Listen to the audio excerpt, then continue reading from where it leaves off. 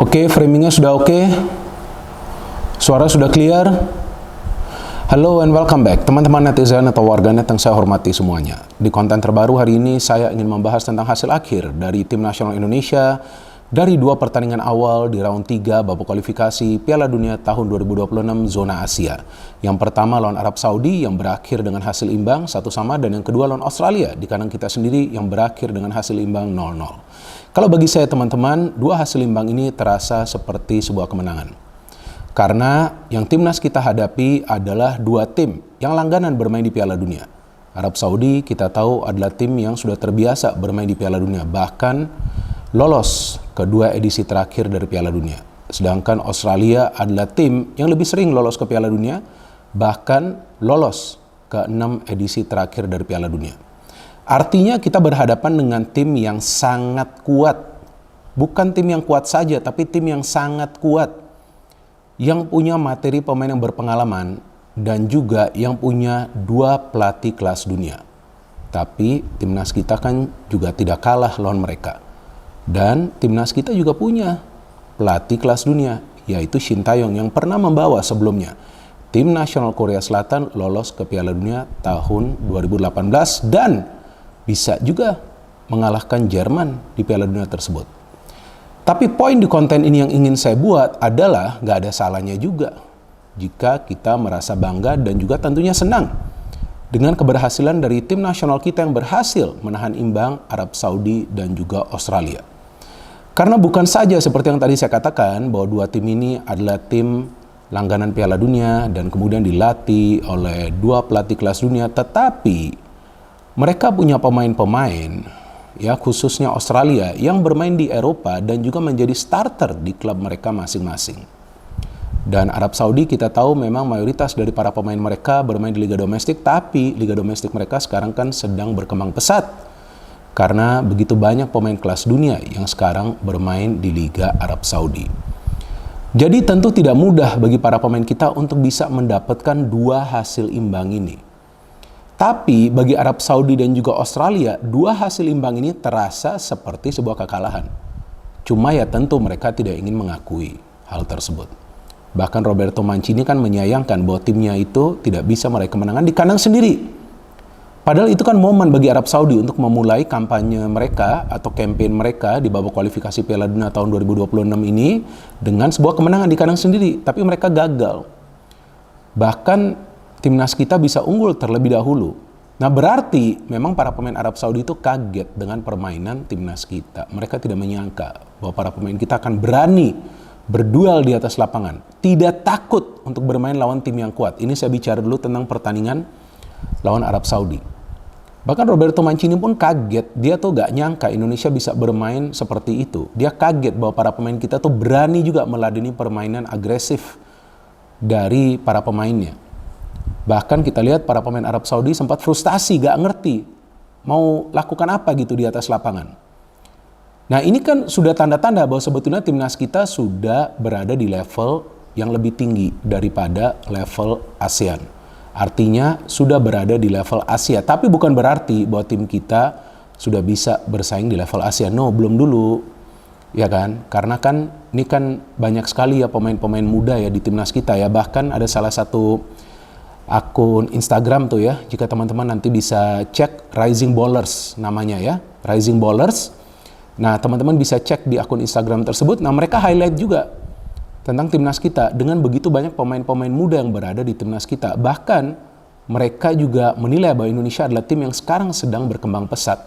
Berarti ya memang ya kita sekarang lihat bahwa dunia mulai melihat perkembangan dari Indonesia. Negara-negara lain tuh sudah mulai melihat perkembangan dari Indonesia dan tentu mereka juga mulai merasa khawatir jika ada kekuatan baru yang muncul dari Asia. Karena kita tahu Asia sekarang punya Jepang, Korea Selatan, Arab Saudi, dan juga Australia. Walaupun kita tahu Australia sebetulnya kan bukan dari kawasan Asia. Tapi mereka pindah ke kawasan Asia dari Oceania supaya mereka bisa bermain di pertandingan-pertandingan yang lebih kompetitif. Tapi timnas kita berhasil menahan imbang Australia. Betul kita bermain di kandang kita sendiri. Yang seharusnya kita bisa meraih kemenangan. Tapi ya kita tahu bahwa pertandingan-pertandingan di round 3 ini adalah pengalaman yang baru bagi semua pemain-pemain kita. Pemain-pemain diaspora Indonesia juga yang sebelumnya bermain di level U21 bagi timnas Belanda juga sebelumnya tentu belum pernah bermain di round 3 babak kualifikasi Piala Dunia atau di tahap penentuan untuk lolos ke Piala Dunia. Jadi pressure-nya beda. So this is a new experience. Ini adalah pengalaman yang baru bagi mereka. Dan saya pikir jika mereka ada melakukan kesalahan walaupun tidak banyak, ya itu sebuah hal yang wajar. Cuma mereka harus bisa belajar dari kesalahan-kesalahan tersebut. Yang kita harapkan nanti lawan Bahrain dan juga China, mereka bermain lebih rapi lagi, terutama dalam proses build up. Seperti yang selalu saya katakan, proses build up itu harus rapi. Karena jika timnas kita ingin mencetak gol, tentu kan harus bisa menciptakan peluang. Kalau tidak bisa menciptakan peluang tanpa build up yang rapi, ya gak mungkin bisa mencetak gol. Kalau gak bisa mencetak gol, tentu sulit untuk meraih kemenangan. Jadi itu saja sih menurut saya PR-nya, dan juga memilih pemain-pemain yang bisa berpikir secara cepat dan mengambil keputusan pada momen yang tepat. Karena jujur ya, saya melihat ada beberapa pemain yang terlambat mengambil keputusan. Marcelino yang terlalu lama menguasai bola, Ivar Jenner juga sama seperti itu. Ya, jadi harus lebih cepat mengambil keputusan. Dan kita tahu pada saat Arhan masuk, oke lah, dia punya energi luar biasa, tapi tetap saja dalam mengambil keputusan nggak tepat. Jadi gimana caranya Ragnar itu bisa mendapatkan bola? Ragnar kan bukan tipe pemain yang menginginkan bola-bola panjang atau umpan-umpan long ball, enggak. Bola itu harus diberikan ke kaki dia, artinya apa? Umpan-umpan pendek, dan jangan terlalu lama menguasai bola. Kalau terlalu menguasai bola, kemudian dia sudah berlari ke depan, ya nanti sudah ada pemain lain yang bisa mengawal dia, ya kurang lebih seperti itulah. Ya kan, cara bermain dari Ragnar Oratmangun yang kita tahu ya adalah pemain yang berkontribusi cukup besar bagi timnas kita kan, sudah mencetak 2 gol ya kan. Apalagi gol yang lawan Arab Saudi itu kan gila kan, ngeri banget kan. Karena memang dia punya skill yang tinggi. Maka itu saya pikir gak ada salahnya juga jika nanti akan bertambah pemain-pemain diaspora Indonesia. Karena memang itulah yang diperlukan untuk bisa bermain di level tertinggi. Ya level tertinggi kalau menurut saya bagi timnas kita ya sekarang ini adalah di level Asia. Agar bisa bersaing juga. Nah ini sebetulnya kita sudah masuk dalam tahap persaingan. Maka itu saya bingung pada saat saya ada baca berita ya dan juga postingan di akun-akun sosial media yang biasa membahas tentang timnas Indonesia. Yaitu pada saat ada seorang pemain dari Australia atau juga mungkin beberapa pemain dari Australia, saya nggak tahu apakah cuma satu pemain, yang bingung pada saat supporter kita yang hadir di dalam stadion itu pada nyanyi lagu Tanah Airku ya, kalau nggak salah ya. Nah, para supporter kita itu kan memang mengapresiasi ya perjuangan dari para pemain. Nah, pada saat supporter kita mengapresiasi perjuangan para pemain, artinya mereka melihat para pemain kita itu bekerja keras di atas lapangan. Nah, mungkin mereka bingung, loh kenapa berselebrasi? Ya wajar kita berselebrasi, karena sekarang timnas kita sudah beda total. Timnas kita sudah berada pada level yang lebih baik lagi. Ranking FIFA timnas kita tuh melesat jauh, jadi wajar lah.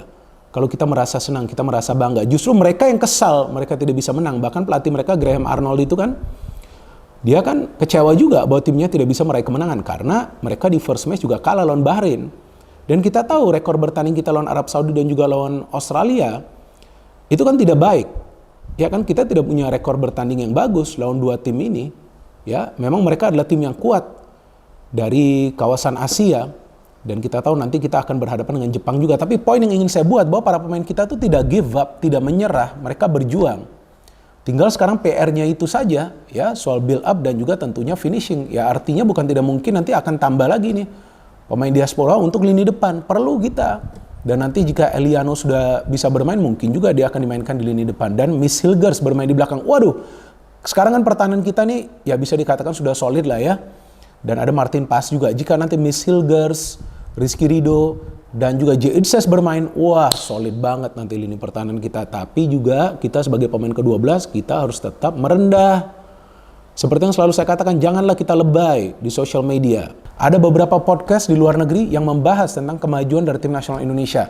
Artinya sekarang Indonesia sudah mulai masuk ke sorotan mata negara-negara lain. Mereka sudah melihat progres yang luar biasa dari timnas kita. Kenapa enggak kita merasa bangga? Kenapa enggak kita merasa senang? Wajar kita merasa senang. Dan tentu saja orang-orang lain akan iri melihat kemajuan dari tim nasional kita. Maka itu saya nggak paham. Ini pemain nggak ngerti dia. Ya, bahwa Indonesia sekarang progresnya lagi luar biasa sehingga kita para supporter sedang menikmati progres ini. Setelah proses yang panjang, bos. Mereka kan tidak tahu tentang proses dari timnas kita bersama Shin Taeyong. Bahkan saya masih ingat ada tuh tagar STI out. Untung nggak out dia. Coba kalau dia out, hancur mungkin fondasi yang telah dia bangunkan. Dan memang dia butuhkanlah pemain-pemain abroad untuk bisa membuat timnas kita bermain solid. Dan kita harapkan nanti para pemain kita yang masih bermain di liga domestik juga bisa mengikuti irama permainan dari pemain-pemain yang bermain di luar negeri. Dan saya tahu teman-teman masih penasaran kapan nih studio baru dari channel YouTube Triple B ini akan jadi. Ya, lagi dibuat teman-teman ya. Jadi bersabar, saya harapkan sebelum pertandingan lawan Bahrain nanti studionya sudah jadi. Kalau soal giveaway jangan khawatir. Saya sudah ada giveaway-nya dari Mills, ya terima kasih Mills untuk supportnya, dan nanti juga akan ada giveaway pulsa. Jadi rencananya nanti akan ada 20 pemenang yang akan kita berikan ya hadiah-hadiah tersebut. Dan di belakang kamera ini ada istri saya yang juga kreator dari channel YouTube Triple B. Saya gak ngerti kenapa dia belum mau on cam dulu. Dia bilang nanti waktu studio barunya sudah jadi baru dia mau on cam. Nah, ada yang ingin you katakan di konten ini? Coba boleh kepada teman-teman. Nah, gimana menurut you? Indonesia dapat 2 poin. Ini 2 poin di round 3 loh teman-teman. Ini sejarah loh. 2 poin di round 3 dan timnas kita hanya kemasukan 1 gol. Ya, bahwasannya kita masih kesulitan untuk mencetak gol, ya nanti kita harapkan bisa lebih baik lagi. Oke, menurut you gimana nih? 2 poin loh dari dua pertandingan awal lawan Arab Saudi dan juga lawan Australia. Kan you nonton juga. Halo teman-teman, gimana? Kemarin saya senang sekali, tapi kemarin saya omong terus bungnya nggak boleh omong. Kenapa nggak boleh ngomong? Kemarin nggak ngomong. Ada ya? Gitu, senang sekali gitu karena kan cepet-cepet mau bikin analisa. Ini ya kan, dapat 2 poinnya gitu. Terus pokoknya nanti next time lah kalau ada matchnya lagi di sini Indonesia di Jakarta kita datang juga. Ai sama Jasi kalau Bung sih kadang-kadang ada di TV ya kan. Kalau saya sama Jas sekarang mau datang gitu lihat matchnya sama-sama sama temennya ya. Terus terima kasih ya teman-teman bikin video kemarin kita udah di trending 2 ya. Terima kasih ya teman-teman. Thank you. Nanti pasti kita datang saya juga. Terus sementara aja karena kadang-kadang tukangnya nggak dapet gitu. Lagi bikin dulu studionya ya teman-teman. Udah thank you teman-teman yang mendukung kemajuan dari channel YouTube Triple B, karena hingga hari ini jumlah subscriber telah melewati 1.015.000. Luar biasa dukungan yang teman-teman berikan, dan saya harapkan dukungan dari teman-teman akan tetap konsisten agar channel YouTube Triple B semakin pesat.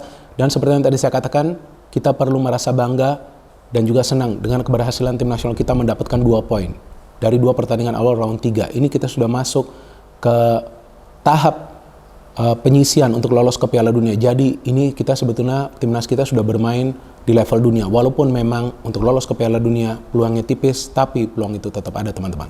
No hate, no politics, only football. Salam sepak bola.